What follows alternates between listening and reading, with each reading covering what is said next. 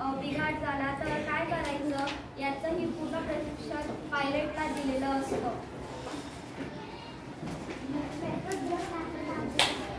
सकाळी 5:20 वाजल्यापासून ते रात्री 12 वाजेपर्यंत मेट्रो सुरू असते.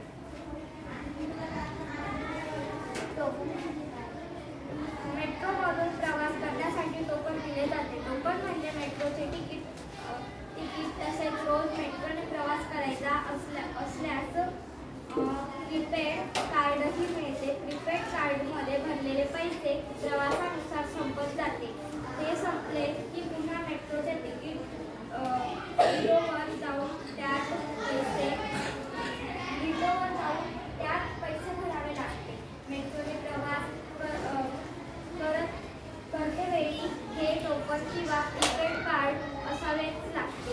हे टोकन टाकल्यावर किंवा प्रीपेड कार्ड मशीनवर ठेवल्यानंतरच मेट्रोचे दरवाजे उघडतात आणि मगच प्लॅटफॉर्मवर जाता येते. म्हणजे कुणी विना तिकीट प्रवास करूच शकत नाही. थोडक्यात आधुनिक सोयींनी परिपूर्ण अशी ही मेट्रो आहे.